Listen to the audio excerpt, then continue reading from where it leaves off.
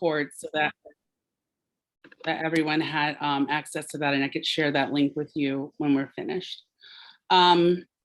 So English language learners, as WETA has moved from the term ELLs to MLLs. I'm going to put that in the chat. And MLLs are multilingual learners.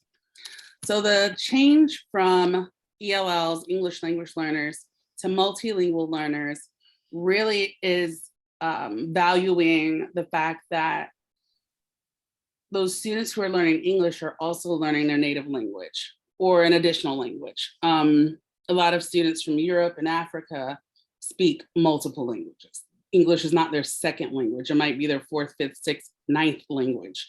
So we're removing that dominance of English and kind of like that privilege of English and saying this is the goal, and valuing that they're still learning their home languages. So I included WETA in this workshop. Oh, and I wanted to say that most 82% of ELLs are born in the United States. So that's a very interesting fact that I learned years ago, but I was like, wow, that's a lot. So often we think, oh, they don't speak English, they must be from a different country. Really, a lot of them are born here and are citizens of the United States. So, so starting with that, what we're going to focus on today is we're going to define academic language, and we're going to look at WETA. And WETA is the assessment that all MLLs are given at the beginning when they first enter school, and then they take the big WETA assessment test. Actually, it started now, and it continues through the beginning of March. So a lot of students are being pulled from their classes to get their score or to get assessed in listening, speaking, reading, and writing.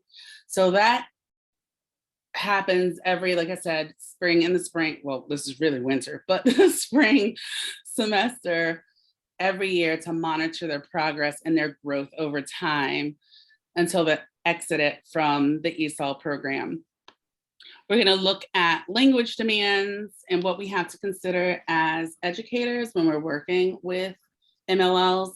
And then we're going to do some work on the WETA access scores and what that looks like and why it's important for teachers, because WETA access isn't just an assessment, it's also a teaching tool and helps teachers to support their MLLs in their academic growth and social growth as well. And then we're going to talk about comprehensible input. Comprehensible input, and we'll talk about this more, but comprehensible input is one of, I believe, the foundations for teachers.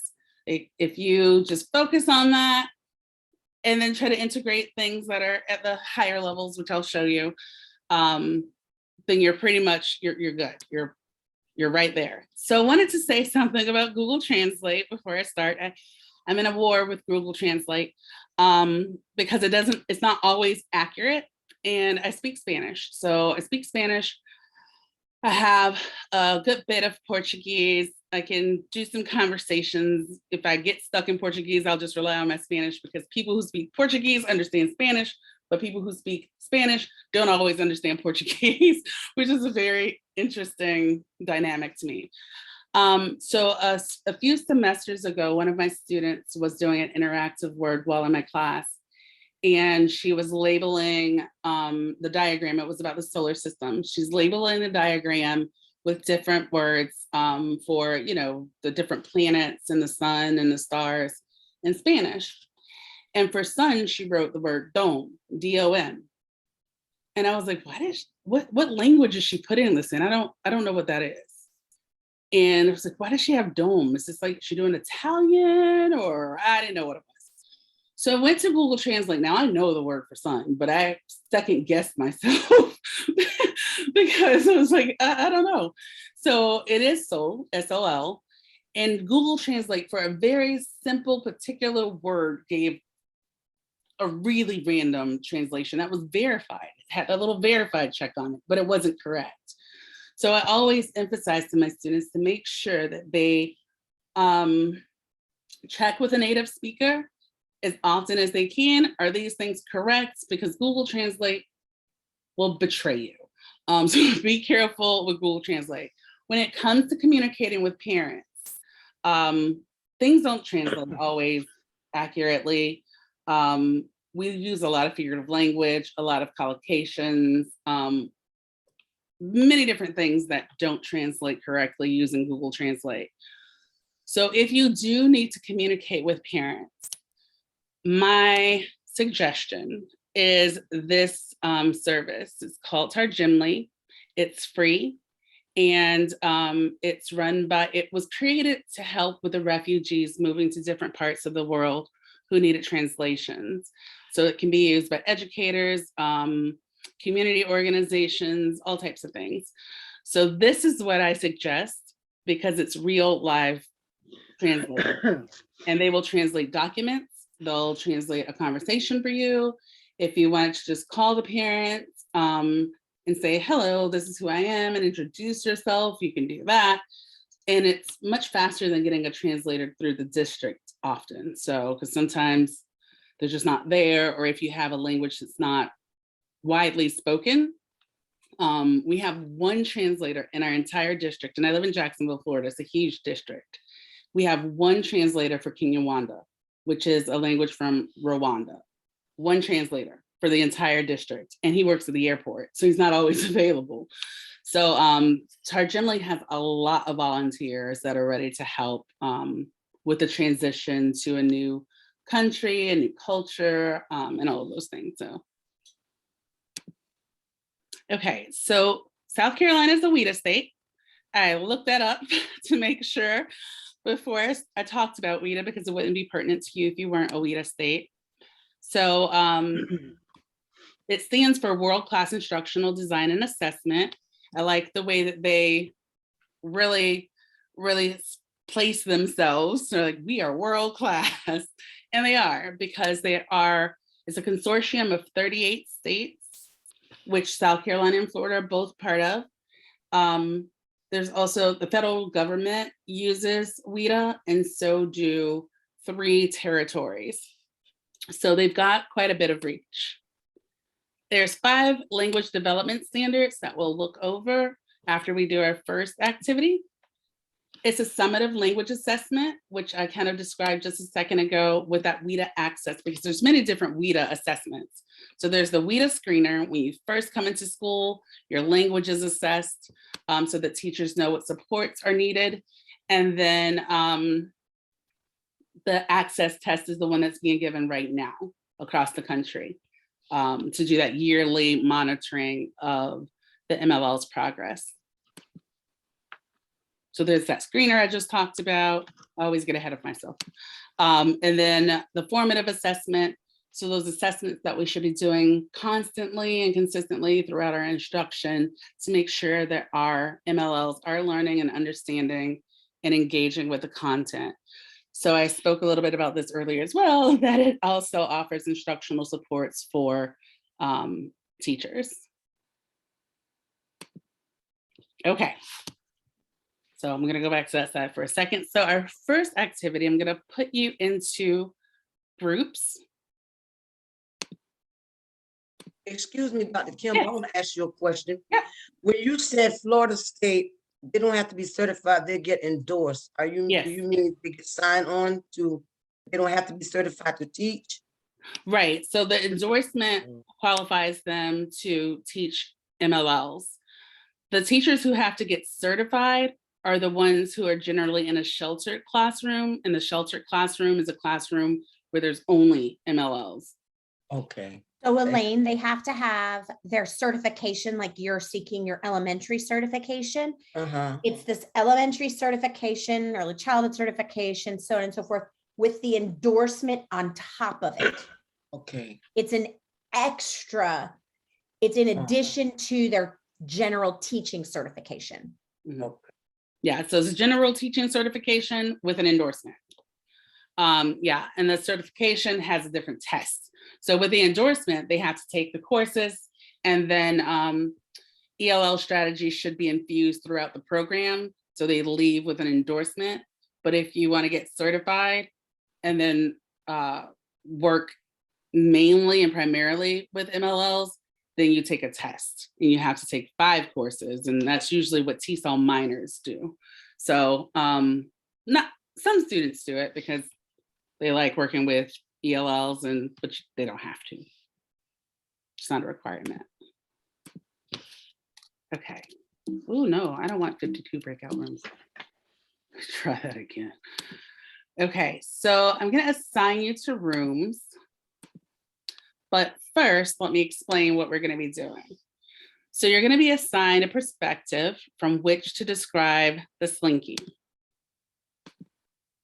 You're gonna have 60 seconds to talk about the slinky from your assigned role and perspective. You cannot help your group mates. They have 60 seconds. And if they're silent, but you cannot help them. And you're gonna write down the language that each person uses to describe the slinky, of course, except for when it's your turn. So you're going to have to choose a number, and I'm gonna tell you which group you're in just a second.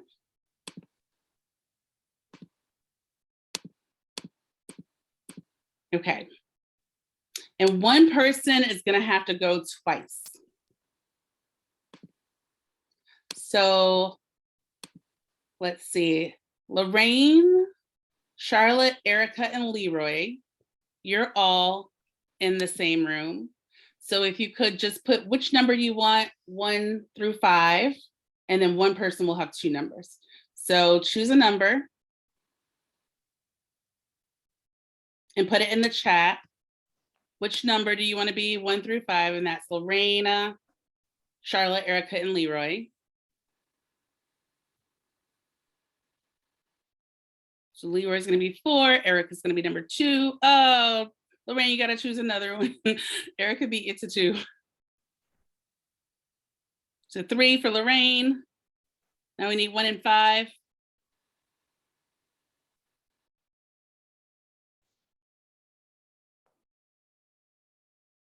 It was Lorraine, Charlotte. What number, 1 or 5?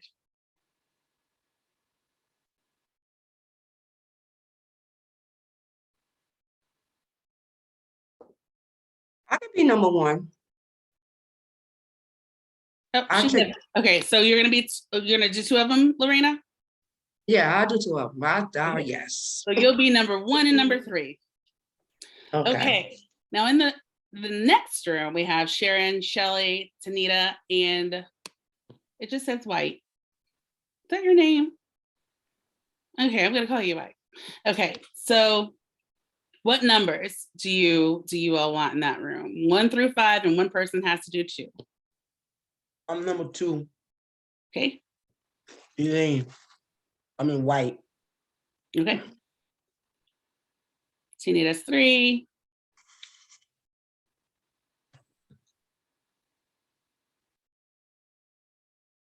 Four. And Sharon. Yeah, I guess I'll be 1.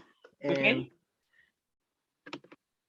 1 for Sharon, and one person needs to do number 2. I'll As do well. 1 and 2. You'll do 1 and 2, Sharon? Go Yes. Sharon. Go Okay, Sharon. all right. So remember your numbers, because now I'm gonna show you your roles. And I do this because I don't want you to choose your role or your number based on the role. So now I'm gonna show you your roles. You're gonna have to describe the slinky, if you're number 1, from the perspective of a friend, using the language of a friend. If you're number 2, you're going to describe the slinky as if you were a poet. Number 3, you're describing the slinky using the language of an economist. Number 4, you're going to describe the slinky from the role of a physicist. And if you're number 5, you're describing the slinky using the language of a historian. Okay? So those are your roles. When I put you in your breakout rooms, I'm gonna time you. You have 60 seconds. I'll let you know when your time is up. And then I'll also let you know when the next person's turn starts. Okay, so I'm keeping time for you. So make sure you kind of keep an eye out on the screen for that message that says, friend, your turn is over, and now it's the poet's turn. Okay, so just keep your eyes out for that. Let your group mates know, because I know sometimes you can't see the messages that pop up on your screen. And if you're talking, so remember, you can't help your friends, and you have to write down what language each person is using. Okay. All right, so I'm gonna send you to your rooms.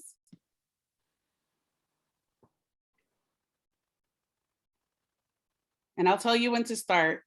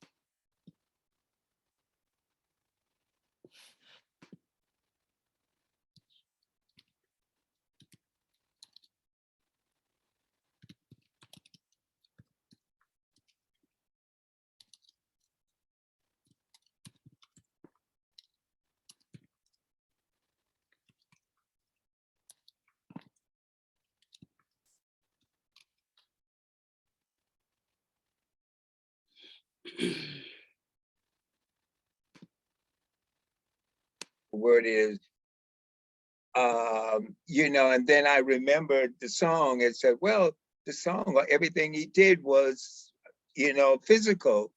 Walking up in stairs, shooting high in the sky, those are all physical things. So, Okay. What about you, Charlotte? Because I know you had a little bit of a challenge. I'm sorry, I know you don't feel well, but I did historian, thinking back, like in the past, slinkies were used more than they're being used now, because with me working in the classroom, all our little toy box, I don't see a slinky in there. But back in the days, we had the slinkies, we played with the slinkies and threw them in, and see what they do. But now them kids ain't trying to handle no slinky. they want a game. Yeah. Right? Digital Cell game. phone, Yeah, or phone, right. Xbox, yeah. So it is challenging when you don't have that background knowledge, right? Of, okay, how am I going to do this from the perspective of an economist? I have no idea. It's kind of hard to use that language. Oh, we already did this one. What would have made this activity easier for you? If I knew To what have all those one things fit- that mean. Okay, so if you To knew what have all a those things meant. to have a physical slinky there and would have made it easy. Okay, having a But then you physical could be, thinking. yeah. Someone always mentions that. One time I forgot my slinkies and someone mentioned that, so I stopped bringing the slinky. Just so someone would mention that. And so like, because if you sit there, you look at it, you can think about it, and you have that kind of like that memory as well to be able to help you. So again, more with that background knowledge, not having the ability to research beforehand and plan what you're gonna say and think about what you're gonna say. You had a roll and you had to go, right? That's hard. So how does this mirror the daily experiences of our ELLs? If they had to talk about history or write a poem or discuss math, how does what you just did mirror the daily experiences of the ELLs? I think the characteristics of each ELL topic that you're talking about, you got to be, sometimes it's difficult, especially when you come to an unfamiliar word and you have to bring that word into their background knowledge and see if they know a relationship with the word. Can they relate to the word and that type of thing? They have to have the content knowledge, or they have to have the language to be able to express what they know. How many of you felt like you had the language to express what you knew from your role. Right, so I mean, I thought I did. I had to recall, to figure out, okay, what does a physicist do? What are all the, what's their whole thing? Okay, they're dealing with matter and how it is, transform and all of that thing. So I had to do a quick history lesson, to figure out whether the song was gonna fit or not. So yeah. So it's hard. That's Like like even as me. native speakers, go ahead. Who was gonna say it? That's What? like me with historian. I had to think back. What is a historian? Then I thought about history. Mhm. So I said, okay, he's gonna talk about this thing from the past. A historian talks about the past. Mhm. Yeah, yeah. So it's really that it's difficult to talk about something if you have a plan for it, and if you don't have the language to do it, or if you don't know what the word means to even be able to describe it. And of course, with a historian, a lot of times the historians are like, I have no idea what the history of a slinky is. What am I supposed to talk about? I had a student who said that the Native Americans made the history to fight wars and tangle up their enemies. So you just make up something, but they were using that language from the past, right? A lot of this is what happened in 1882, and so we're looking at those past indicators that we use in our language. So academic language goes across these 5 WIDA standards. And these don't go in any particular order. One is not more difficult than the other. It's just that we use language across these contexts. And these are the things that MLLs have to learn. So we're gonna do, I think that's all I wanted to say about that. Okay, so polysemous words. Oh, what does bank mean? And I'll tell you what polysemous words are in a second. But what does bank mean?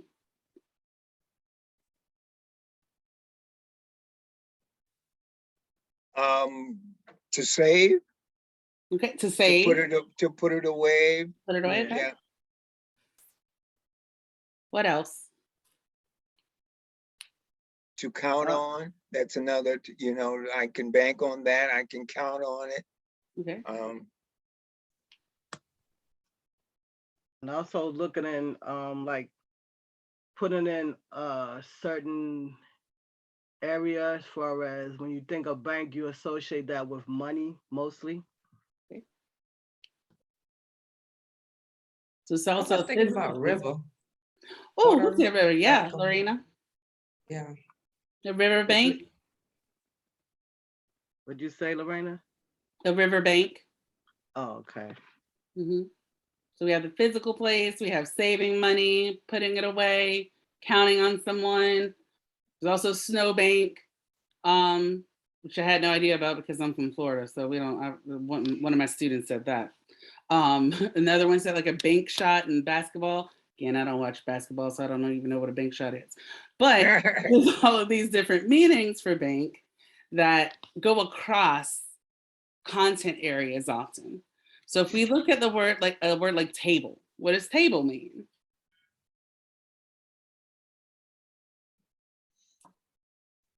Where might you see table in the content areas?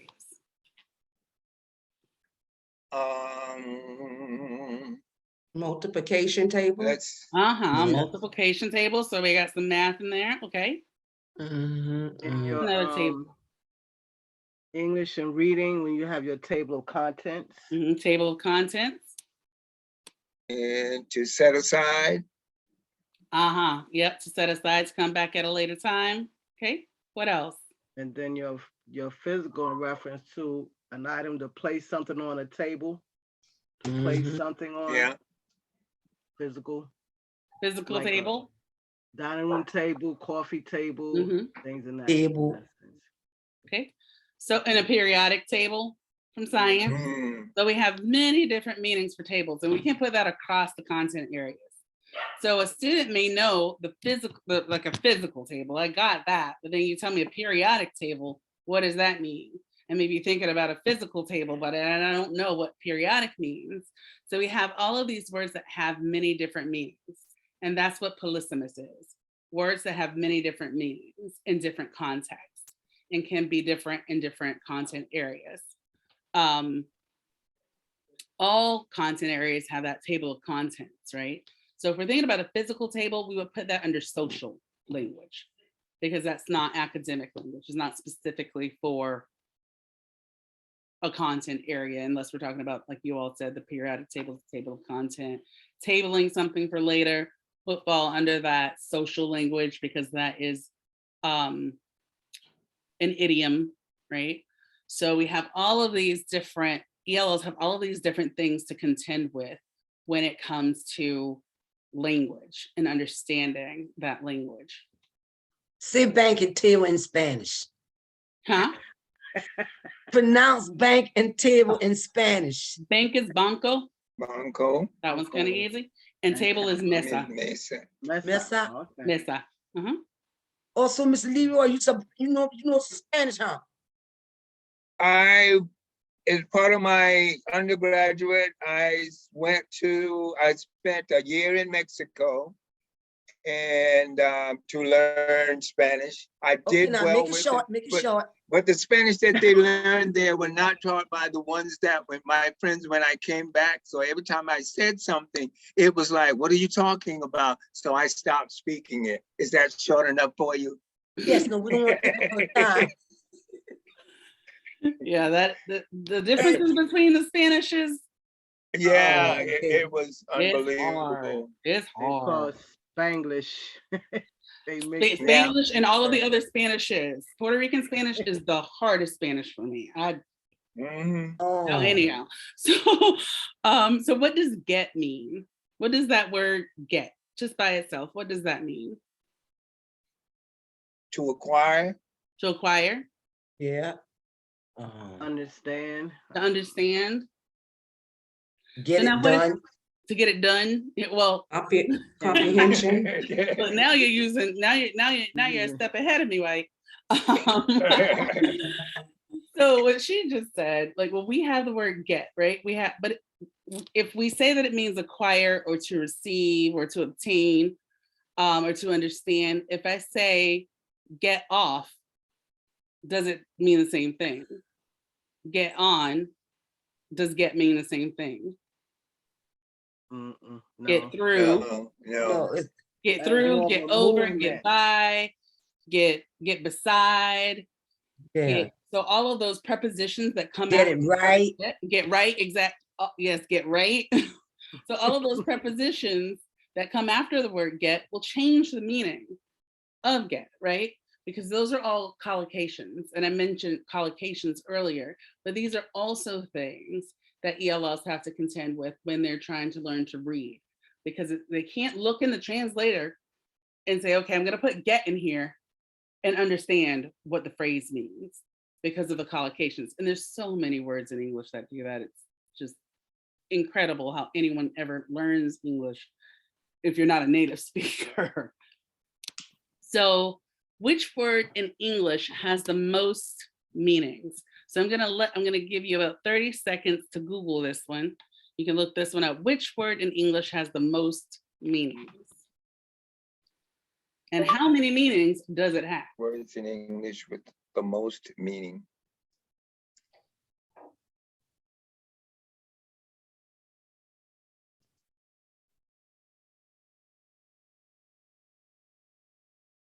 Set.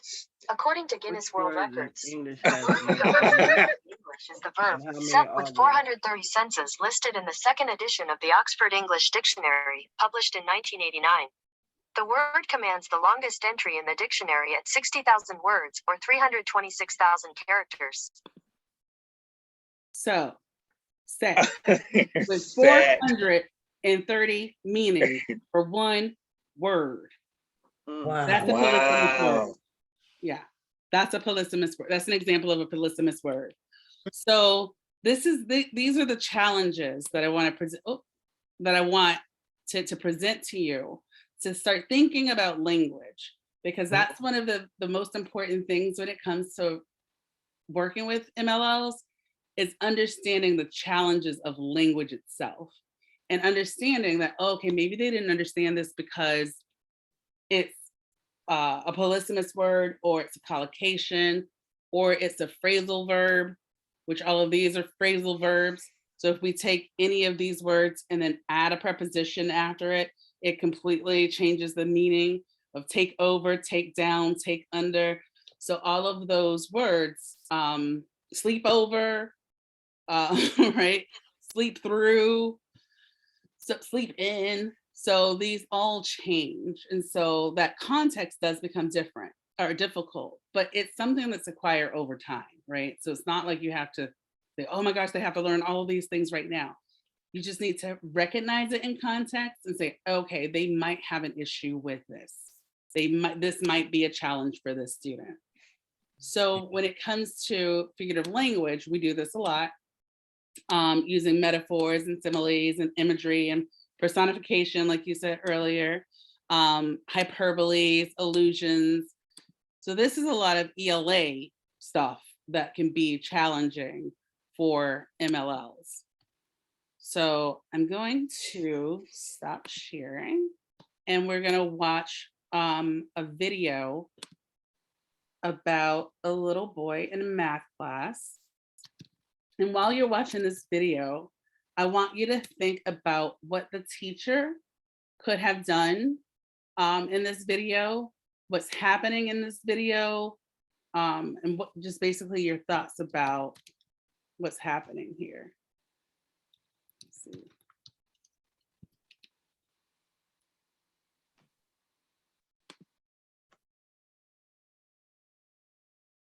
Writing's not that easy, but Grammarly can help.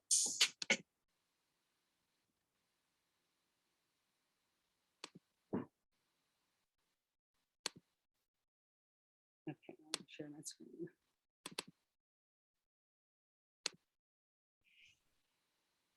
Can you still see the video? Mhm. Okay, I made it bigger, so I didn't know if it would go with me. Okay.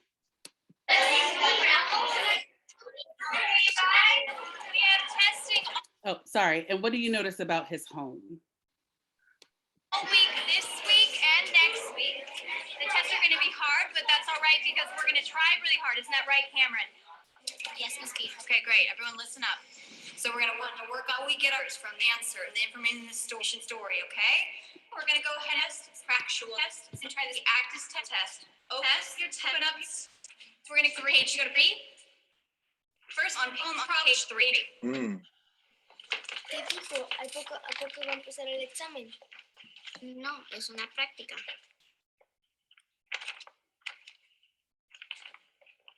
We're going to take notes from the story and we're going to turn it into a math problem and we're going to walk through it together, okay?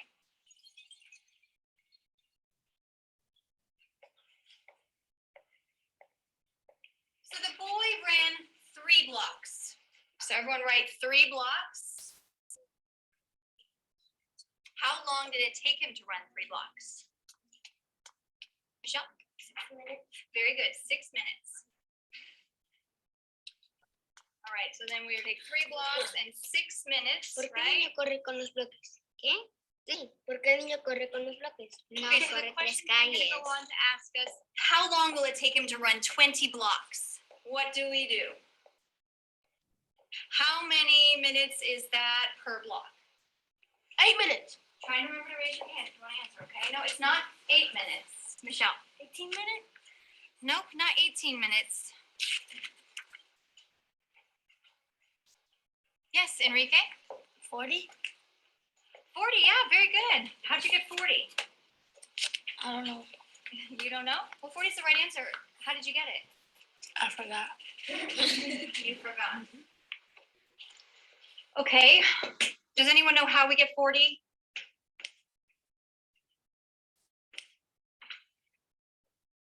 Yes, Moises.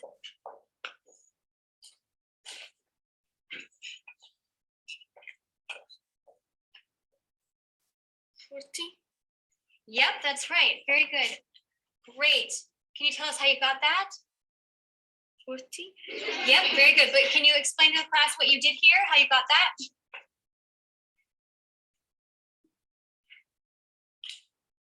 Okay, All right, you guys settle down. Joe, Do you want to lose your recess? No. Okay then.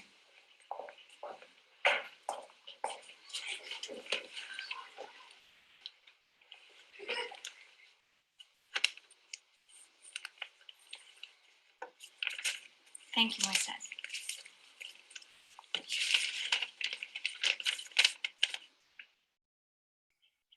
Can you help me, please?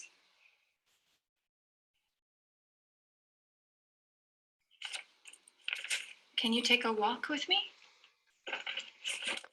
I don't want you to worry about the test, okay, Moises? Sí, estoy preocupado sobre el examen. La directora Rosa dijo que todavía tenemos que hacer. Just try your best, okay? Do you understand? Not importante. Sí, sí es importante.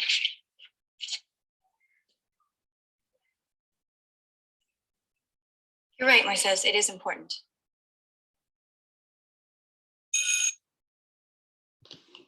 What is up, teacher friends? My name Is this a commercial? is Josie Bensko, and I am a sixth grade science teacher in Central Illinois. And if you're No, it's just not the entire video.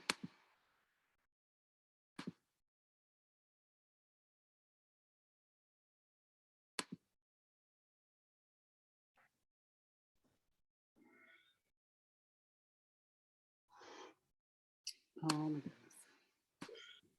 Pause, please.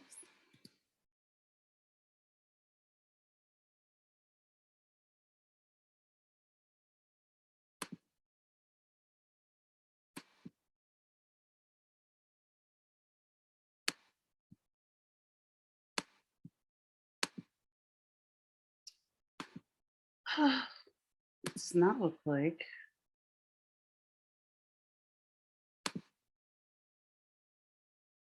the entire video is here anymore. So, okay, so let's talk about what you've seen so far. As I see if I can get the rest of the video. What have you seen so far? Not that one.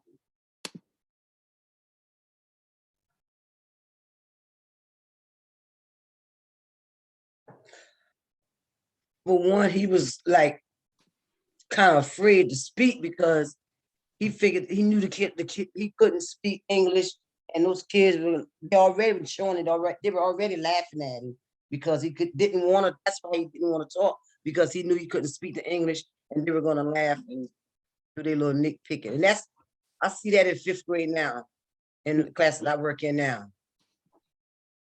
Yeah. And although he was able to come up, the thing a lot of times he wasn't able to express the fact that, how he got that.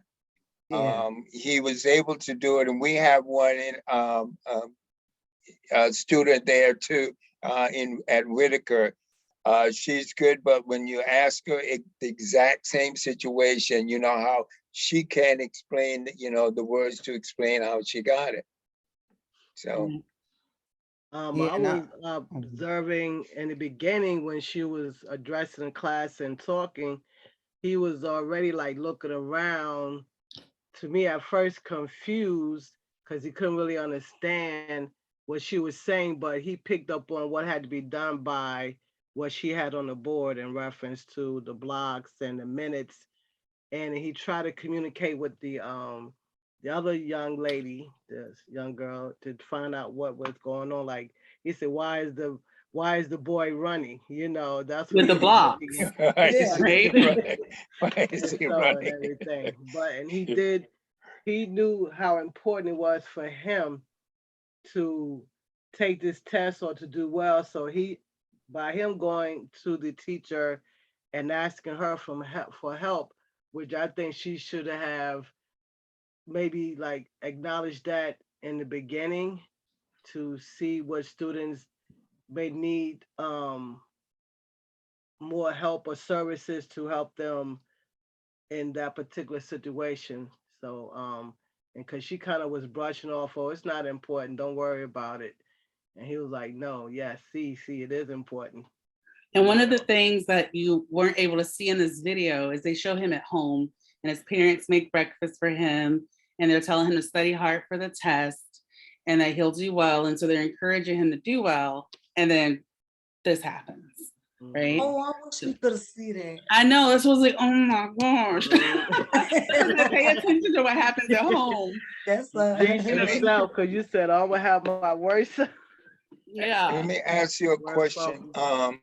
Mhm. Is it okay to, like, when I was back at my other school, we had some, kids in there, and they would not understand it. They knew I knew some Spanish, so they would always call me on it and point to a word to say, what is that? And I would correct it for them. And I guess I got caught up, and teacher caught me and she said, don't help them, I don't know. It was like I just walked away. It's like, why couldn't I help? You know what I'm Was it saying? a test? It was not a test. It was just, it was something A at test. the end of the, it wasn't a test. It was like, we answer these questions at the end of the chapter. It wasn't a test that they would get graded on or anything. So I didn't thought it was that important. I thought it was more important that he understood what it was. And so, but Yeah, that I can't. I can't speak to that other than it obviously does not provide accommodations, because all ELL should have accommodations under the law. So that is one thing. I don't know what South Carolina's consent decree says. I'm sure there is one for how MLL should be educated and what they should have, because we definitely have that in Florida. They should have access to a bilingual dictionary so that they can look up the words, and that does help with dictionary skills, right? And on test in Florida, at least, they are able to use, like on the FSA, we have the big state standardized test. They're also able to use a bilingual dictionary on the state test. So for someone trying to provide those scaffolds, or trying to support them in their comprehension, for her to say, don't help them, you just want them to sink or swim. You're back in that sink or swim model of they'll get it or they won't. And that's not any benefit to the students, obviously. And if, like we saw in that video, the kid was using, Sharon, you mentioned this, those visual scaffolds that are in the room, right? He was looking at, he runs, he ran, he's running. So he saw he was, okay, that's past tense, running. I know what blocks are, those are blocks. So he was using his resources to try to understand the language of that math problem. And we'll talk about visual scaffolds in just a little bit, but that's not obviously it's not helpful, right? Yeah. And those are people who need training in how to support ELLs in their classroom. Because that just sounds like, I don't want them to be successful, leave them alone and let them. So yeah, that's definitely a huge challenge. And then he knew the numbers, right? He knew how to do the math problem. He knew what he was doing, but he wasn't, like you said, able to express it. And it just, one thing that bothers me about that video is that the teacher keeps saying, can you tell us how you got it? Can you tell us how you got it? You know that kid doesn't speak Spanish or English. You know that he's at the entering level of his English language proficiency. Why are you asking him to explain it? Why don't you explain it? It's like, oh, that's very good. You got the answer.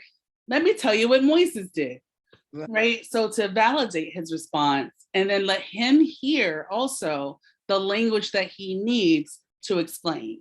Right. And there's so many different strategies that, of course, obviously I can't tell you in 2.5 hours, or however long this is. But because that's something that we cover for an entire semester, but there's sentence stems that can help. So giving this, or sentence starters, giving the students the academic language in a sentence starter to let the student finish the sentence. So for example, I divided blank by blank. So he could say, I divided 6 or 20 by 6, or whatever he did with the problem. So he can insert those numbers, right? But he has the language to support him that says divide. I divided blank by blank, and then blank equals blank. So having that those scaffolds for him to be able to use the academic language that he needs to use to express himself would be extremely helpful, right? So that's one thing that she could have done. But those kids laughing at him drives me insane. Anyhow, like address that. Don't make him feel ashamed. Like I think Sharon, you said that he was, and then of course this happens in, you know, in fifth grade classrooms with native English speakers, they make fun of others when they get the answer wrong. So it's that building that community and that relationship of knowing, hey, it's okay to get the answers wrong. This is how we learn. But that's, you know, it's a tricky thing to be able to do. Okay. So we're going to move into the WIDA access scores. And the WIDA access scores, like I said, these are focused on the 4 language domains. They're assessed every spring to monitor their progress. So what does this 2.7 score tell you? And actually, let me show you something first. I forgot, because you don't have this.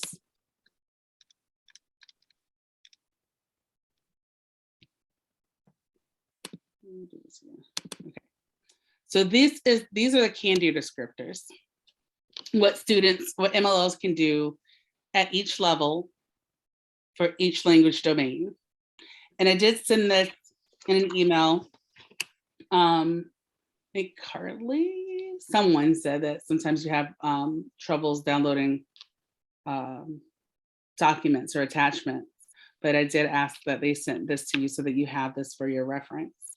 But this goes for definitely your state, because like I said, it is a WIDA state.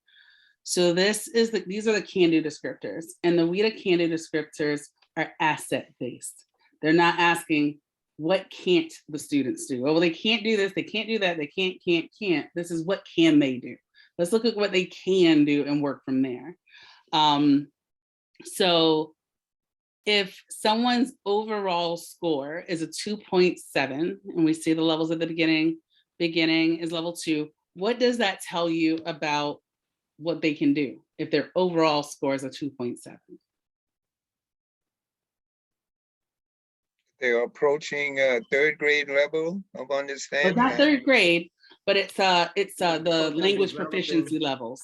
Okay. So these are language proficiency levels, not grade levels. So this can be for K through 12. They're approaching and developing. They're approaching developing. In what language domain?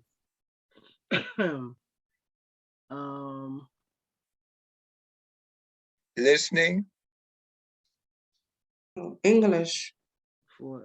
In which of the 4 language domains? Hold on. For listening, speaking, reading, and writing. How do we know that? We do not know. I thought you showed that 2.7. Yeah, I did. I did show the 2.7, okay. But I didn't show you anything about his listening, speaking, reading, or writing. Oh, you said right? Overall. Yeah, okay. And that's just the trick, Sharon. That's just the trick. So I showed you that to say that that overall score doesn't tell you much about what they can do in those 4 different language domains. It just gives you an overall score. But you look at his listening and it's a 5.1, right? And his speaking is a 1.7. So it doesn't really give you those indicators for what they can do on those different levels, because it's important for us to know what they can do at those different language proficiency levels so that we know where they need the support. So if they are a really good listener, they can understand a lot, but they can't speak really well, then they need supports, like I just mentioned, that those sentence frames or those sentence starters to be able to support them in learning how to use their expressive language, right? So the reading and writing 2.0, and this is not atypical either. So if I think about my oldest son, he went to a Spanish immersion school. His listening is really good. His speaking is not so great, right? And there's a lot of students who that works with as well. My ex-husband's from Panama. His listening is native. his speaking is horrid. So I speak better than he does, but he can understand more than I do. So it's very interesting dynamic, because when he came, he went to Virginia. His stepfather was in the Navy, so he went to Virginia, and he was in one of those sink or swim programs. This was in the 70s. So there weren't a lot of Latinos in his area. There weren't a lot of people who spoke Spanish, so he felt out of place. And so he stopped speaking Spanish, started reading the dictionary, which I still think is the strangest thing I've ever heard, but he started reading the dictionary so that he could learn English, and stopped speaking English to his parents, or stopped speaking Spanish to his parents, because he felt ashamed about his language. So he can understand, but he's not a really good speaker at all. So this isn't that's why I'm saying that this happens. You may say, a lot of times I'll hear some teachers say, oh, he understands everything I say, he just won't respond. He's just not, he's being rude. And I'm like, have you looked at his scores to see if it's really true? Because sometimes that is true. Other times students are able to communicate socially, because that's what motivates, kids to learn, right? I want to play with my friends. I want to talk to my friends. So they can communicate socially, but then you ask them a question that's academic and they can't respond to that. Just like it was challenging for you all to do that slinky activity at the beginning, right? You're like, oh, we can talk all day long, but then I throw this random thing at you and you're like, I don't know. I'm going to remain silent for the entire 60 seconds or 30 seconds or whatever. And what also would have been helpful, I forgot about this, is if you could have someone help you, right? And which is why I said don't help, just because that is a helpful thing, right? You want to help, you want to be able to support your friends in their discomfort. You're like, oh my gosh, I can see that, but I can help you. I can give you some answers. I can help you out here. So that interaction is really important. And that oral development only happens through interactions. So we need to give our MLLs the most opportunities to interact with their peers so that they can develop their language acquisition, right? So looking at these scores, and I want you to write down these scores because I'm gonna give you two documents. If you don't have access to the can-do descriptors that I just showed you, you can take a screenshot if you can. Someone else can share that with you. I'll allow screen sharing in the breakout rooms that you're going to go to discuss what this student can do at those different levels and the instructional supports that teachers can provide.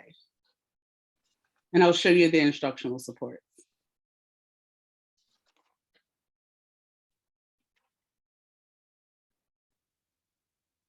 Okay, so this is not an exhaustive list, right, for these can-do descriptors. This isn't everything they can do in those levels. These are just some ideas of what they can do at these different English language proficiency levels. So if you don't have the email or couldn't download the document, you can take a screenshot of this if you would like.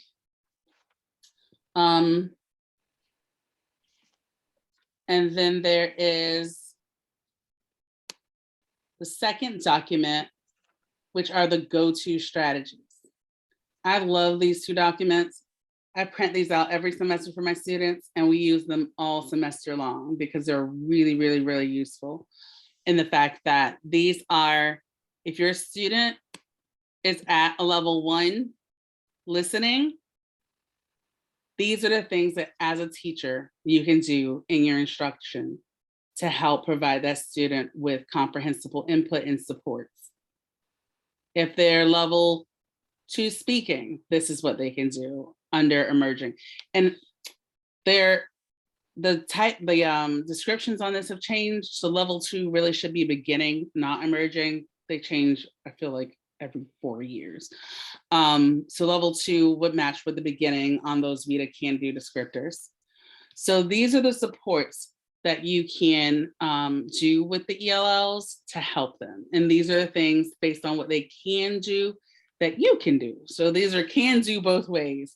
Can do for the MLLs, can do for the instructors. And if we just look at speaking, and we'll talk more about teacher talk too, that's in level 1. But if we look at speaking and we say ask yes or no questions, who, what, when, or where, those are easily answered with 1-word responses, like we saw here.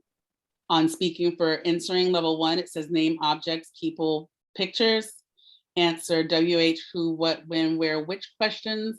So those are generally those 1-word phrases that they, or 1-word, single words that they can respond to those WH questions. Why questions are very difficult because then they have to give you a reason, right? Outside of because. They have to follow that up with something. So if we look at speaking here and what they can do here, then speaking level 1 here shows what the teacher can do. Right? Okay. Any questions? Okay, so I'm gonna put you in the breakout rooms. Where's my Youngjik go? Here. So I'm gonna put you in the breakout rooms. And I want you to look at the teacher supports and what Youngjik can do. So I want you to look at those 2 documents and discuss what supports Youngjik needs at level for the listening domain, for the speaking domain, reading and writing domain. And any of those teacher supports that you see on the go-to strategies, which is this document that you're like, I don't know what that is. Ask me when we come back. Okay? Okay. So I'm gonna pause.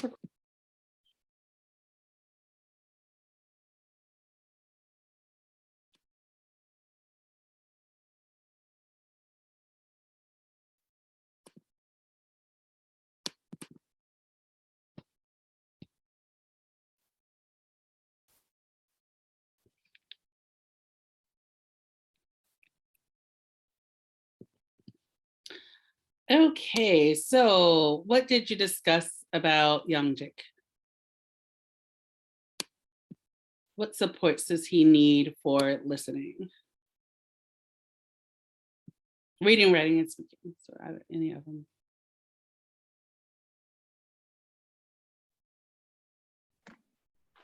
In our group, we decided that for the listening thing, he was doing pretty good. We were just needed to, to boost it up. We thought that videos and things might be a good process for him to go to, increase. In speech, we talked about, I think it was closed reading, closed response. And reading, we thought jigsaw and sentence frame might be a good one. And in writing, we thought text to graph kind of thing. And we thought sentence frame might also work there. Yeah, sentence frames definitely work with writing. Right? Yeah. Nita, I think I heard you say when I was in there for a second that you never heard of closed readings. Right? Can someone explain to Tanita what closed readings are? That was a good question. I'm glad I heard you ask that. Oh man. Oh, what was that again? Closed reading. Closed reading is that you read something and it might even be a sight word that you might omit from the sentence or from the reading from part of the text. And then, it has to be to see if they really recognize or can get the gist of, I think I'm understanding that correctly. And to see if they still get the gist of the text. Yeah, so they have to fill in that blank. Fill in the blank, Yeah, so if you're taking out the articles like the, a, and having them fill that in, that would be a closed reading. You could also take out content words to see if they know which content word should go in that space. It's kind of like basically, Tanita, it's fill in the blank. But Yeah, like, fill in. what is a focus? So, like, what are you focusing on with those fill in the blanks? Because you can have a word bank, and word banks with visuals really help, right? So word bank with a closed reading, if you're focusing on different grammatical structures, or if you're focusing on content vocabulary. Yeah. Vocabulary. Yeah, and it's usually with paragraphs. It's not really just like with a sentence, because a sentence is really a fill in the blank. So it's like a fill in the blank with a paragraph, like Mad Libs. Except for they don't ask for nouns or adjectives or things like that. But yeah, so it's like that. It's similar. Yeah. Mad Libs. Yeah. What questions did you have about any of the go-to strategies? Because I want to go there because that was a really good one that I heard from Tanita when I was in there.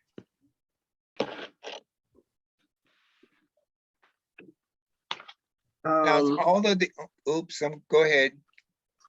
No, I just kind of like had a question, even though we went over each section separately as far as listening, speaking, reading, and writing. So when we see this overall score, what is the purpose of an overall score for? That's a great question. Because at first I was gonna say nothing, but that's not for instructors. It really doesn't mean much, but in the grand scheme of WIA. So for example, in Florida, in order for them to exit from the ESOL program, they have to have an overall score of a 4.0. And then they have to also have a 3 on the FSA, on the Florida State Assessment, whatever it is, the FSA, the standardized test that we have. So they have to have a 3 on that and a 4 overall score, which is interesting to me because even if they have, like you all saw with the 2.7, he was high in listening and low in speaking. So even if you have an overall 4.0, they might be a 2 in reading and still get an overall score of 4.0, but that's, I guess, why they have the additional and pass the FSA. Okay. Or have a 3 on the FSA. Now, that's how would they come up with that score? Because, I try to do the add them up, add and divide type technique, and to see if I can come anywhere there, or is it? It's because what they do with the scores, they're weighted. So like reading and writing has more weight than listening and speaking. Okay. So it's like 30, 30, 20, 10, something like that. I can't remember what the actual percentages are, but they are weighted. Okay. Yeah, that's a good question.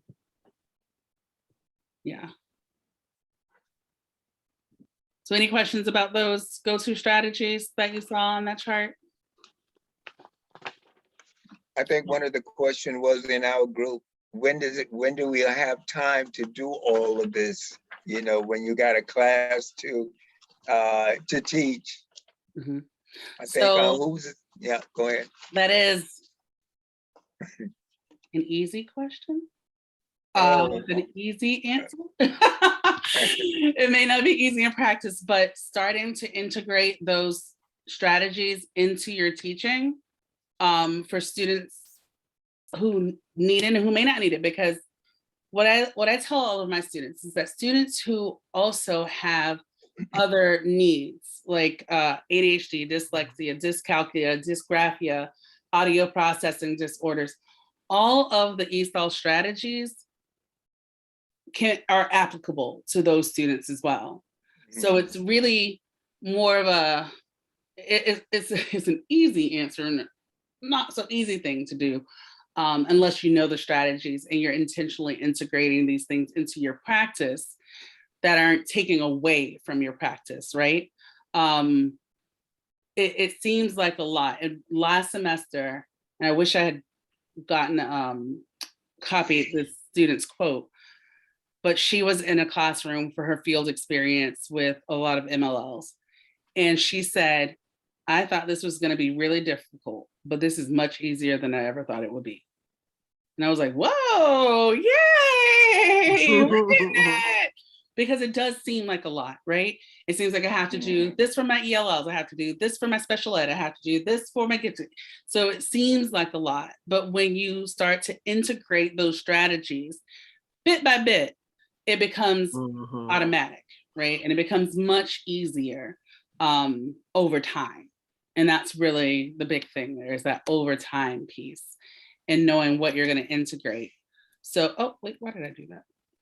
So one of the things I sent as well is the chart, the ELL can do chart. This allows you to get a big picture of what the MLLs in your class can do, right? Based on their WIDA scores. So if you have their WIDA access scores or their WIDA screener scores, what I have my students do every semester, and you only have to do it once, is write the names of those students and their scores on this chart. So you can kind of get a big picture of the needs of your class. And then you can use those go-to strategies and lay those over top of those with what you're going to, how you're going to integrate those into your instruction. Some things are easier than others. But one of the biggest things, and I said this at the beginning, that we'll look at are comprehensible input strategies. So you can use this, you can print this off, you can try it out and see where your MLLs are that you're working with, where they are on this chart, and it kind of gives you that big picture. A lot of times, especially for my students who are in sheltered classrooms, remember those are the classrooms that only have ELLs in them, this chart is full. Right, so they have to do it. They're like, oh my gosh, and that's why one of my students said it looked like so much to do, but it turns out to not be as much as I thought it was because of integrating those strategies bit by bit. So hopefully you'll be able to see how this comes together once we get through this comprehensible input piece. So I love this because this is like, I feel like this is my motto. If you're not providing comprehensible input, you might as well be the teacher from Charlie Brown. You think, oh, Charlie Brown, and we never knew what that teacher in Charlie Brown was saying. It didn't matter. We didn't know. So that what you all saw with that Moises video, when the teacher was talking, what did he hear? How are they representing what he was hearing? Just bits and pieces sometimes. A word might come through and not much else, right? So she wasn't providing that comprehensible input, but what was comprehensible input were the charts on the board and the resources that he was using with like the he ran, and the boy running. The blocks, kind of comprehensible, but not in the way that we would hope it would be, because that was a polysemous word. Like we talked about before with bank and table, blocks is a polysemous word. So he needed to understand blocks in the context of math and in context of that math problem, because blocks doesn't have anything to do with math unless we're looking at the manipulatives that are used in class, those blocks that are used. So it was completely different for him and he wasn't able to make that connection. Even if he had looked in his bilingual dictionary, it probably wouldn't have said streets. So with comprehensible input, we have to look at the student's current level of language proficiency. And then that's right outside of that is where we provide the comprehensible inputs. If it's too challenging in that area would be just the teacher talking with no comprehensible input, no visuals and all of the comprehensible input elements that we'll see in just a second.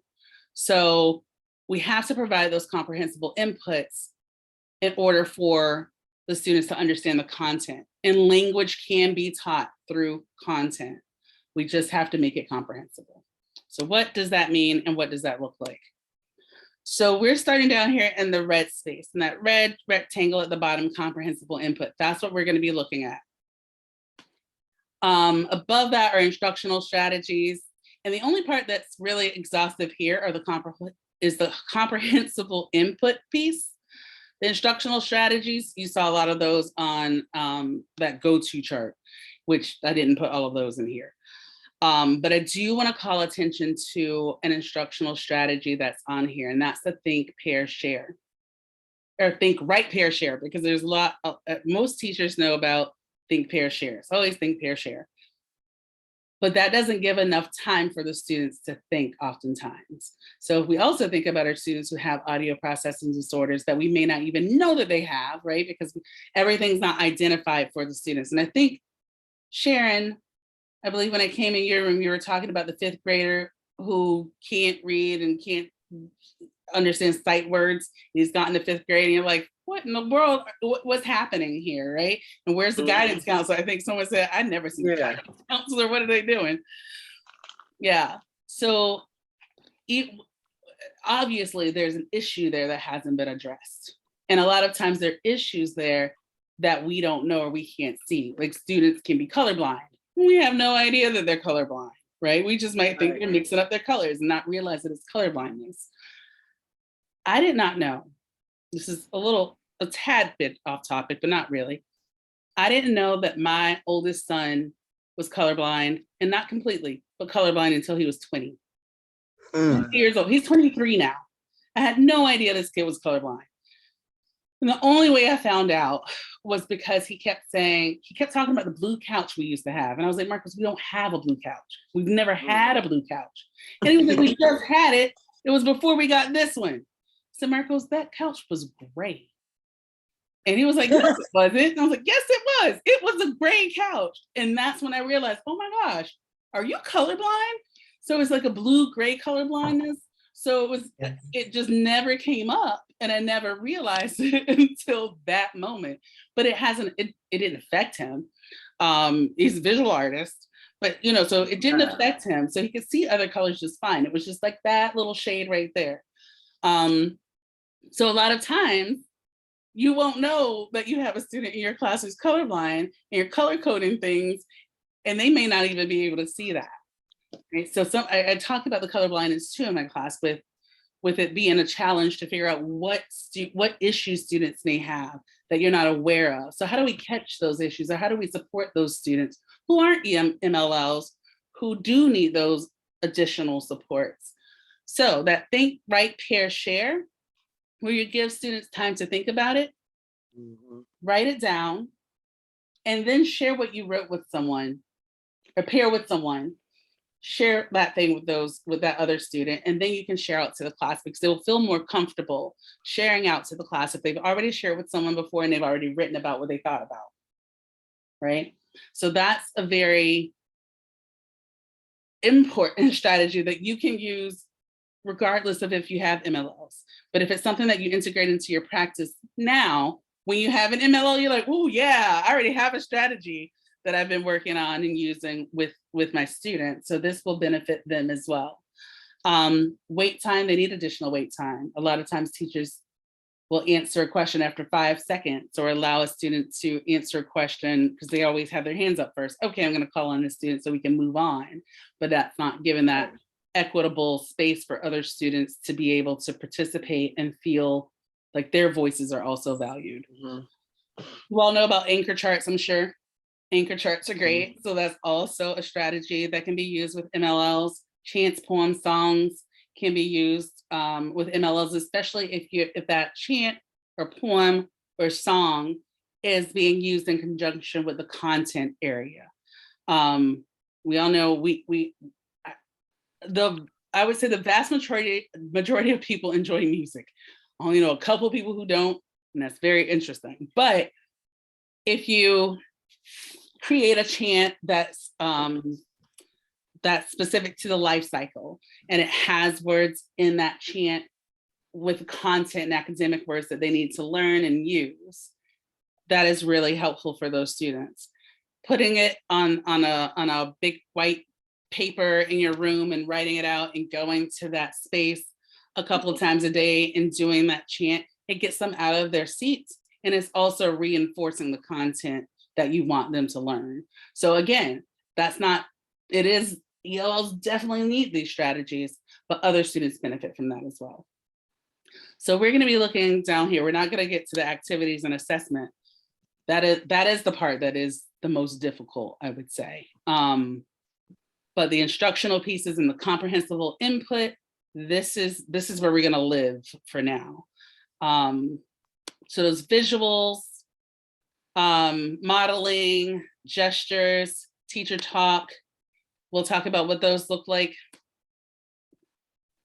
So the visuals, illustrations, pictures, videos, realia, and props. Realia is basically the same thing as props, bringing real life things into your classroom to support the students' learning and comprehension of what the content area is and the topic is. Videos, I do have to add a caveat. You have to make sure that the speech is comprehensible, right? You have to make sure that the presentation isn't overwhelming. So, and that again is really for all students, because if it goes too fast and there's too much going on, that they'll get confused. And you also have to front load that information and make sure that they know what they're looking for in the video. So this had a visually scaffold. This is a very short video, but in this video, it shows, let me stop sharing. Just 2 strategies on how to visually scaffold information. And she does talk about students who may be colorblind.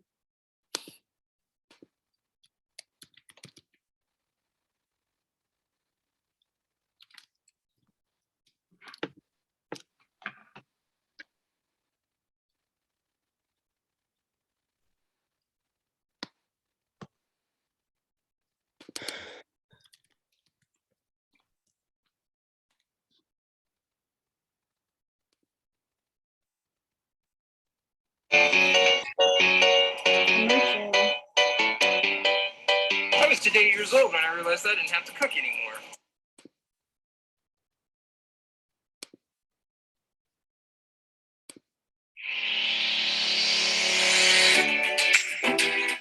I'm Amina with Be Glad.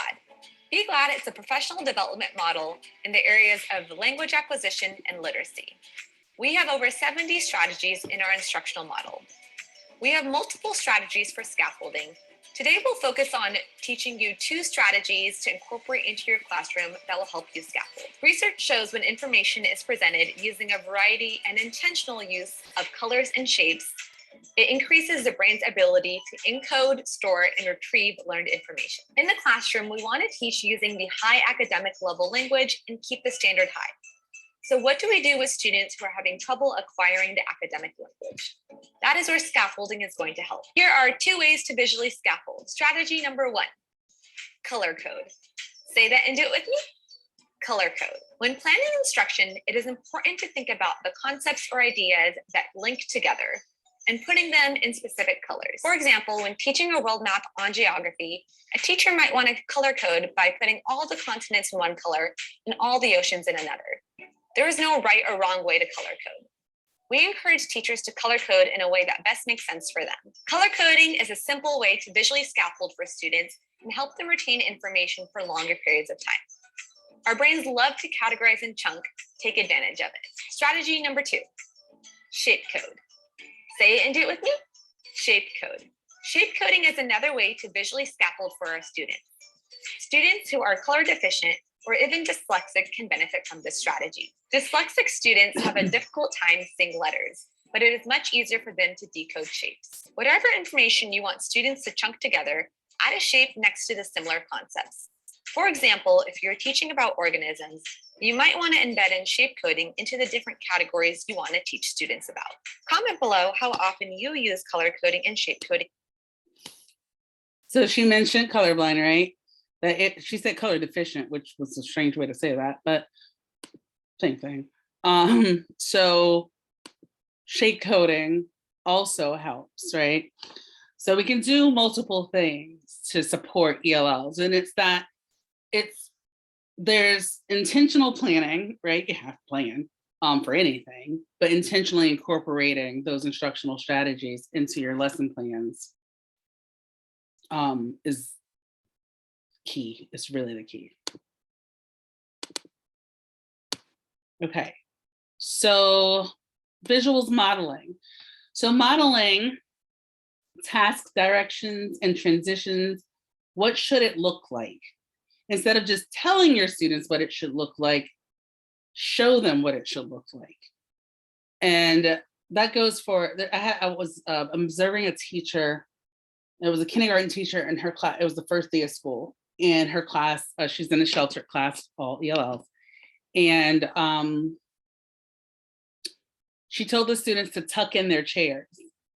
And she just said it, no action, just said it. And I was, and they were not doing it. And so then one student did do it. And then the other students were kind of like, oh, okay. And some didn't do it at all. So they went wherever they went. But all that was needed was just saying it and actually pushing in a chair. Okay, tucking your chair and showing that. So showing them what it is that's expected of them by modeling it.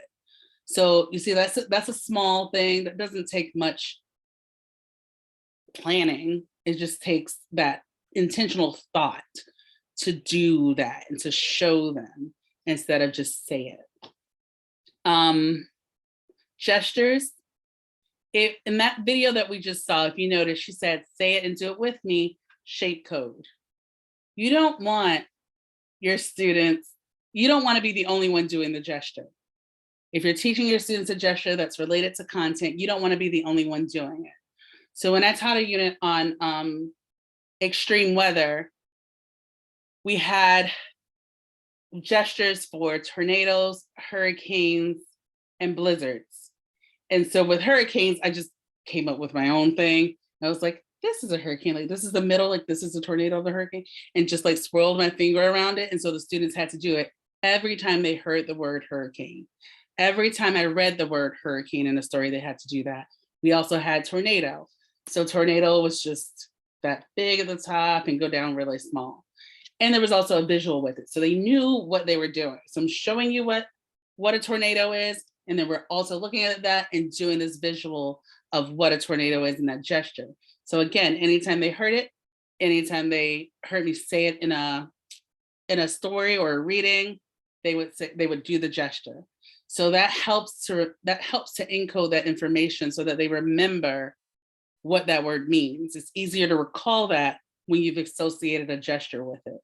I took a very short, like a workshop, like a 3-day workshop on this particular strategy about using gestures a long time ago and repetition. And it was in Arabic. I still remember the most random Arabic phrases that I will never use. Like the girl cries, the boy cries, the boy smiles. I have used the smile one. The boy smiles. Like I learned a lot of random things. They laugh. So like, but it was because of the gestures and because of the repetition that I remembered those words. And that was almost 20 years ago. And I still know those. So gestures are really, really important in having students mimic those gestures. It gives them a reason to interact and a reason to move, because I'm sure you know, students like to move, no matter who they are, they like to move. So incorporating that also helps with class management. I've observed that and been very fascinated by it, because they're like, oh, I can move, I can do something. Okay, I know tornado. You will always have that one that's a little just over there in their own world. But for the most part, it does help greatly with that, with classroom management. So this is another one of my favorite activities. Let me get the video up. So what you're gonna do in this, you are gonna write down 5 things that the instructor tells you to do.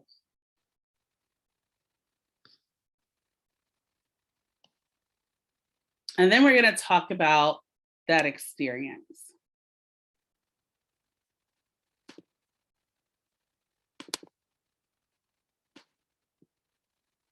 Now, I will warn you, this is not in English.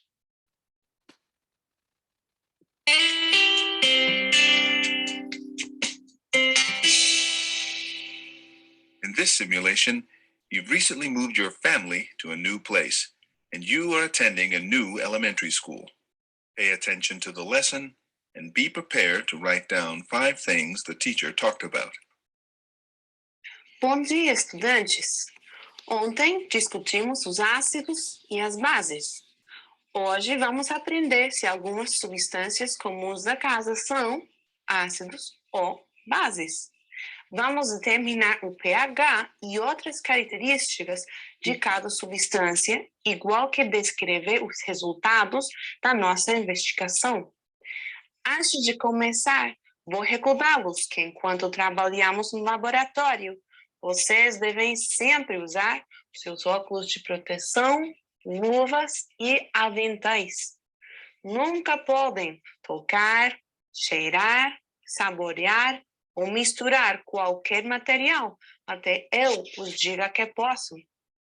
Cada grupo vai precisar dos seguintes materiais que estão especificados na sua folha de exercícios: 8 tiras de papel tornassol, amostras de água destilada, suco de limão, vinagre, bicarbonato de sódio e amônia, copos plásticos, óculos de proteção, avental e luvas.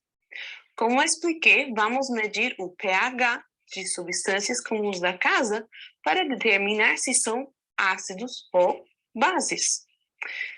O pH é medido usando uma escala de 0 a 14. As substâncias com o pH mais baixo que 7 são ácidos. Olhem o vermelho. As substâncias que têm um pH mais alto que 7 são bases. Olhem o azul. As que têm um pH de 7 são neutrais. Olhem o branco. Para determinar o pH de uma substância, tomem uma tira de papel tornassol e molhá-la numa das suas substâncias. Now, Okay. So what were those 5 things? I love that I can see your faces because Sharon was like, what? No comprendes. I don't even know what language that was. I was trying to, because I did a little French and Spanish myself. Oh, so then you should have been able to understand that fine. Well, No, that was French? Sorry, it wasn't French. It was Portuguese. Well, I'm about to say Portuguese because that did not sound. Yeah. Yeah. Yeah, even Portuguese. I was like, oh, that sounds like Portuguese, but I was trying to pick up certain things by even looking at her action, what she was pointing to, and trying to do it that way. But I was like, I'm giving up. Okay. Anyone else catch anything? Any words that you understood? Any directions? Ammonia. Ammonia. I was wondering if somebody would at least catch ammonia. Yeah. Acids and bases. Oh, what did you say, Tanita? Acids and bases. Yep, she said acids and bases. Yep. Yeah.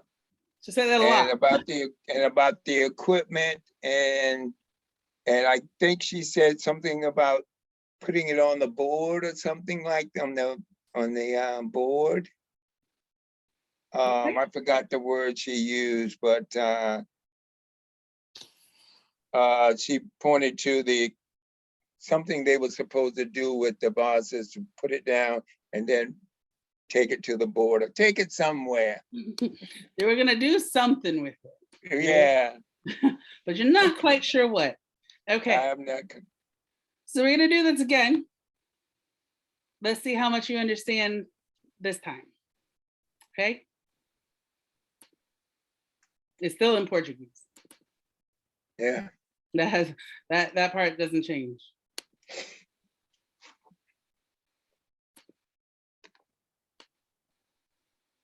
and you are attending a new elementary school. Pay attention to the lesson and be prepared to write down 5 things the teacher talked about. Bom dia, estudantes. Good morning, class. Ontem discutimos os ácidos e as bases, acids and bases. Hoje vamos aprender se algumas substâncias comuns da casa são ácidos ou bases. Vamos determinar o pH e outras características de cada substância, igual que descrever os resultados da nossa investigação. Antes de começar, vou recordá-los que enquanto trabalhamos no laboratório, vocês devem sempre usar os seus óculos de proteção, goggles, luvas, gloves e aventais, aprons. Nunca podem tocar, cheirar, saborear ou misturar qualquer material até eu os diga que possam. Cada grupo vai precisar dos seguintes materiais que estão especificados na sua folha de exercícios: 8 tiras de papel tornassol, amostras de água destilada, suco de limão, vinagre, bicarbonato de sódio e amônia, copos plásticos, óculos de proteção, luvas, avental e uma escala de pH. Como expliquei, vamos medir o pH de substâncias comuns para determinar se são ácidos ou bases. O pH é medido usando uma escala de 0 a 14. As substâncias com um pH mais baixo que 7 são ácidos. Olha o vermelho. As substâncias com um pH mais alto que 7 são bases. Olha o azul. As que têm um pH de 7 são neutrais. Olha o branco. Para determinar o pH de uma substância, tome uma tira de papel tornassol e molhá-la numa das suas substâncias.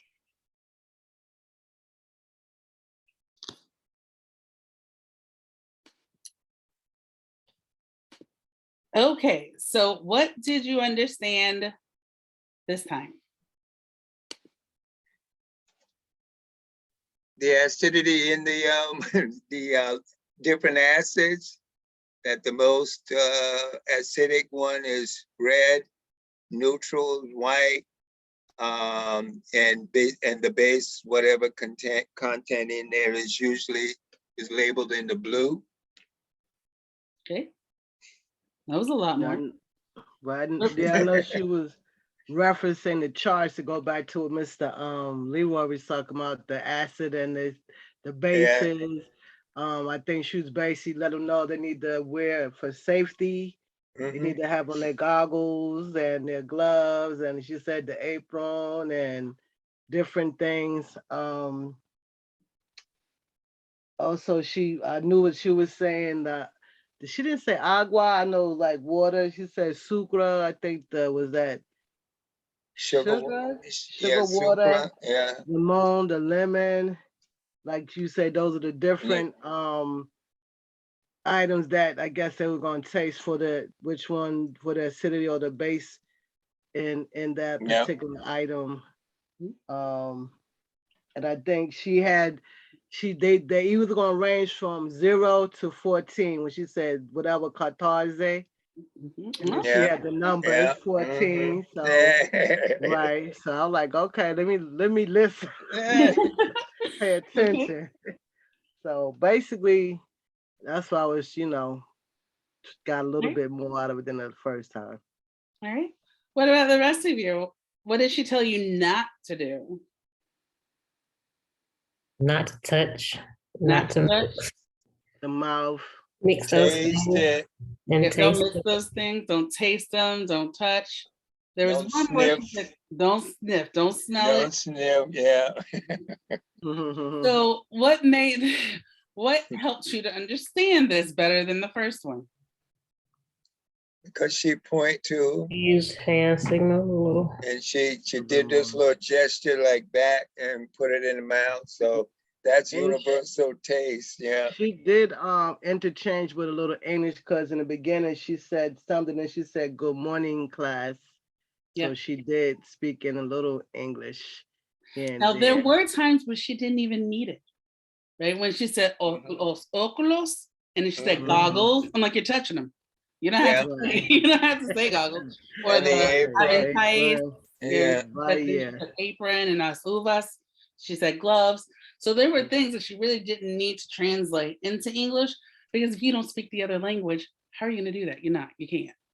So it doesn't, if it's comprehensible, right? And she used realia, which we talked about. So there's those props. She used body language, right? She modeled what they shouldn't do and what they need to have.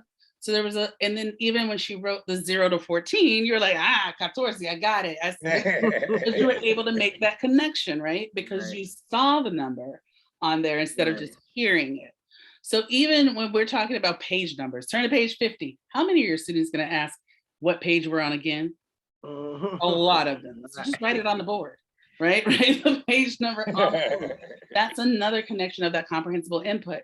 So these are the things that I'm talking about integrating into your practice, because these are the easiest things to integrate into practice.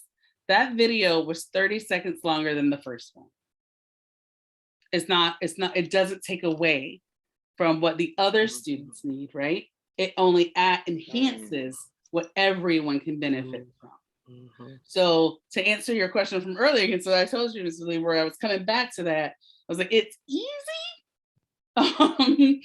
But you just have to start integrating those small things, that body language, those gestures, the modeling of transitions, modeling of what they shouldn't do instead of just talking at them. Because as you all experienced, when she was just talking in the first video, how many of you tuned out?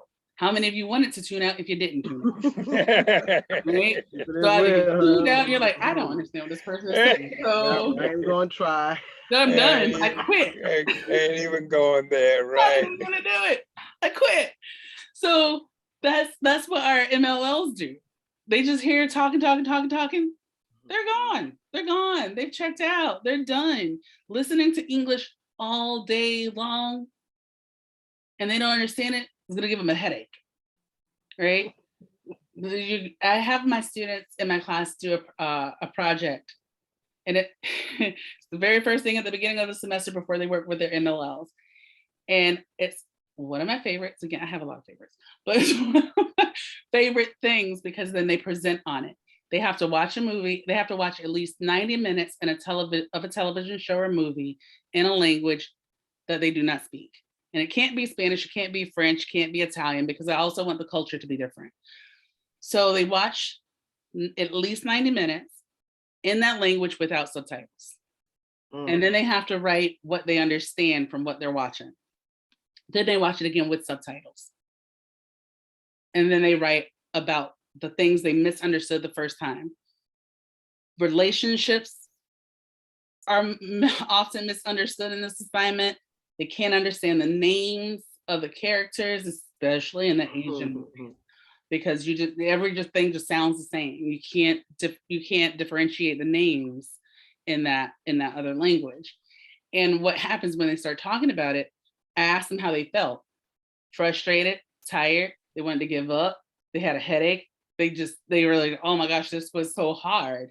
But they really appreciate the experience because it really puts them in that mindset of what the MLLs are going through, especially that entering and beginning stages when they first come and can't understand anything. And if all the teacher is doing is just talking without any comprehensible input, without any of those visuals, those facial expressions, the body language, getting them involved in the gestures. Just those things alone can make a huge difference. So that's why I said I'm just focusing on that bottom piece and that red part where it says comprehensible input, because it's the basic, right? It's the least that can be done. So there is planning involved, right? You got to plan to do the second video, which you saw in the second video. You have to plan, you have to get those props, you have to, make the notes.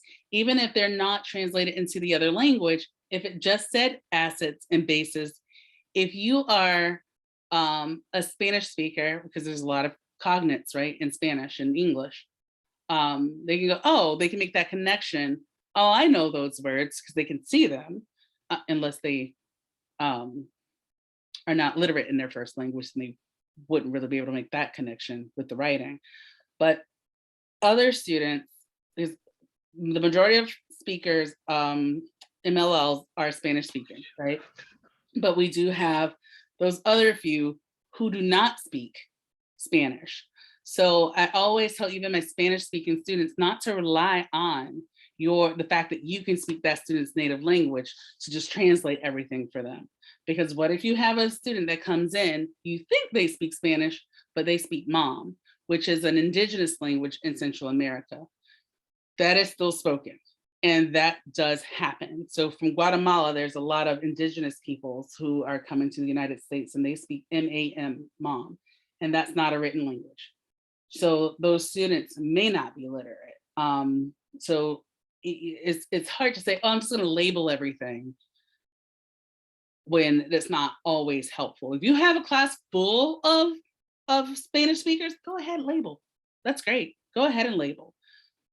But you don't want to have students who also speak other languages that you can't label for them, because that doesn't feel very fair to me, in my opinion. I taught in Colombia for 6 weeks, and it was the hardest 6 weeks of my life because I could not speak Spanish to them.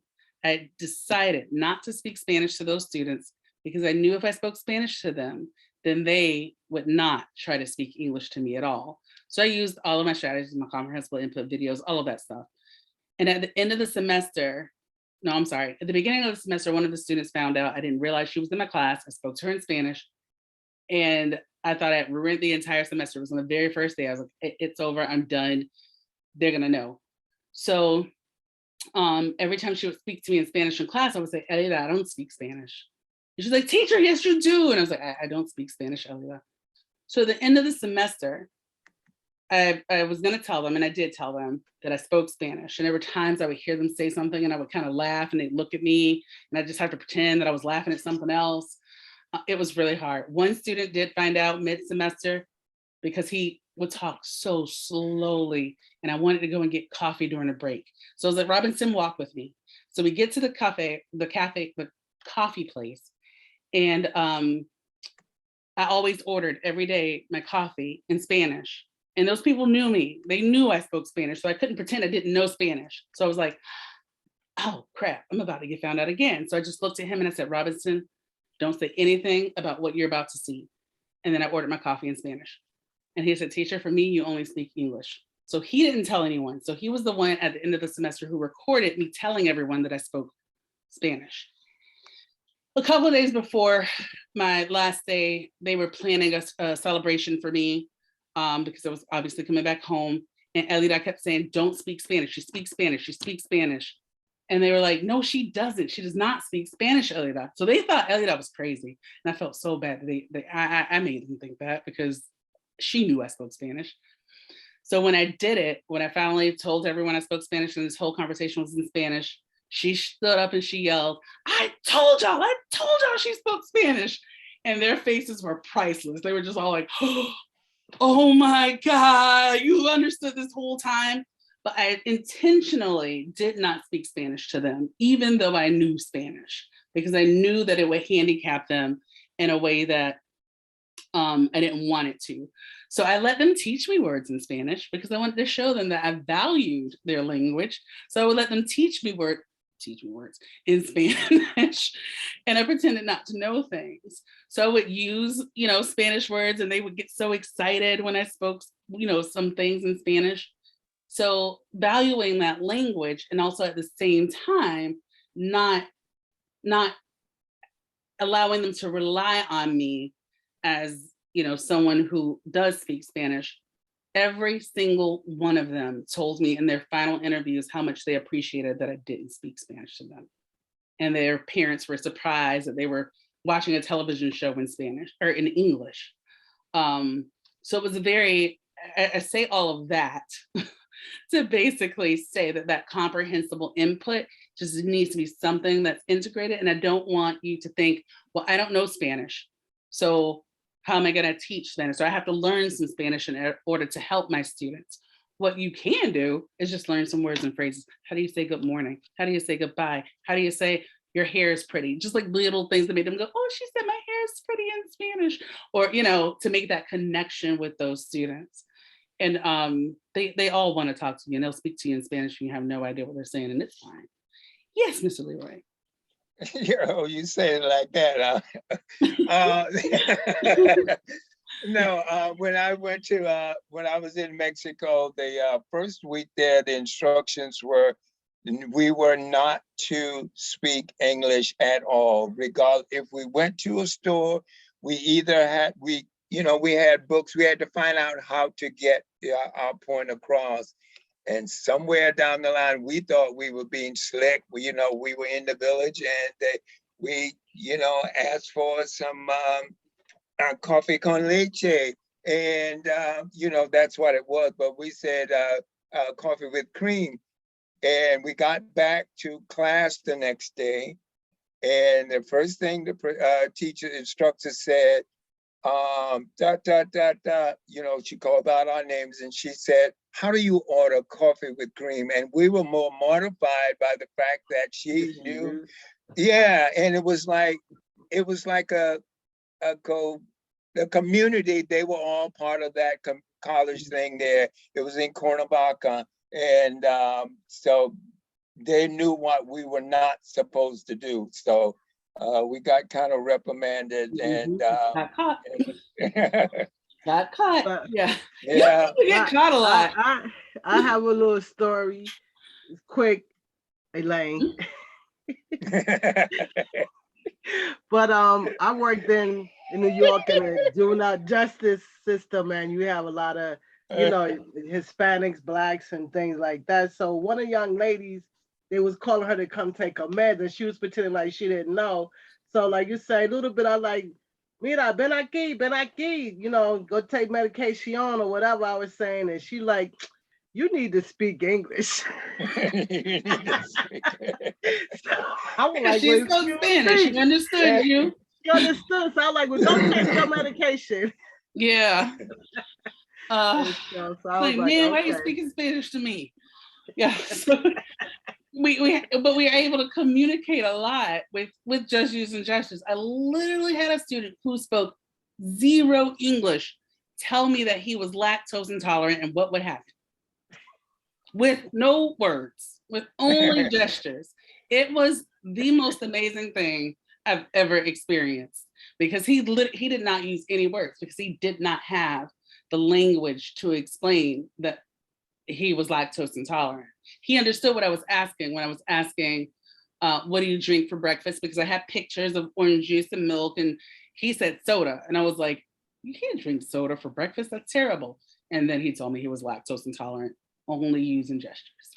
So gestures go a long way in communication. So using those hand gestures to modify your speech, enunciating, monitoring your language output, which we didn't get to talk much about today, but when it comes to monitoring your language output, we use figurative language all of the time. It's just how we speak. We speak English in figurative language, and especially a lot of idioms that we don't even really realize. So just like we talked about, get on, get off, get on, get under, get through, all of those types of things. So I would always say, I lost my train of thought. And I was like, oh, wait, you don't know what I lost my train of thought means. And so I would write it on the board. Lost my train of thought means I forgot. Very simple, right? So I made sure I kept using that phrase, even when I didn't actually lose my train of thought, just so that I could repeat it, so they could hear it again, so they could see the context that I was using it in. Speaking more slowly. This was one of my hugest hurdles when I first started teaching ELLs. My great grandmother would always tell me I talk so geeky. You talk so geeky. And I had no idea what I meant when I was a little girl, but I spoke so fast all the time. My family, my parents, my sister, my family didn't understand me. So of course, my ELLs were like, what are you saying? So I learned over time to slow down for them. Like I didn't slow down when I told you all that Columbia story because I was trying to tell a story fast, but you're also native speakers. I think you got me. So speaking more slowly, if it's not something that is native to you, inherent in who you are, can be a challenge, but it definitely helps students to be able to hear the words and process those words. I would teach, I would always teach my students the word gonna. That was the first word of every single class that I ever taught. We got to learn gonna and what it means, because I'm not going to say going to. That's way too much, it's way too hard, and everybody's going to say gonna anyway. So, and I just said it 2 times in that one sentence. So speaking more slowly and just making your language clear is what teacher talk is, and that provides that comprehensible input, all of these elements. Oh, okay, so we are, right, this is perfect timing. So the perfect grammar. So avoid saying that someone has perfect grammar. A lot of my students will say, oh, they speak perfect English, or they have perfect grammar. I'm like, nobody has perfect grammar. And what is perfect grammar? And is that the goal? Is the goal for someone to have perfect grammar, or to have a standard American accent? That's boring anyhow. But the goal is communicative competence. Do I understand what that person is saying? Especially, and I think about this in the context of parents, because a lot of times people say, oh, she speaks broken Spanish or broken English. I also hate that term, but I haven't come up with a better term yet. Or English is developing or something, but because we can all be said to speak broken English, depending on how you're defining that. Is that person, are you able to communicate with that person? Are you able to understand that person? Broken English sound is very negative. It has a very negative connotation, like something's wrong. So I'm going to share with you this meme. I just read that. See, ahead of myself again. Communicative competence. So I used to have a Russian friend who had a pretty thick accent. And like a lot of Russians tended to eschew articles. She would say things like get in car and stuff. Well, one day, this asshole who had been kind of tagging along with us asked her why she talks like that, because it makes her sound dumb. And I still remember her response word for word. Me? Dumb? Maybe in America you have to say get in the car because you are so stupid that people might just get in random car. But in Russia, we don't need to say that. We just effing know because we're not stupid.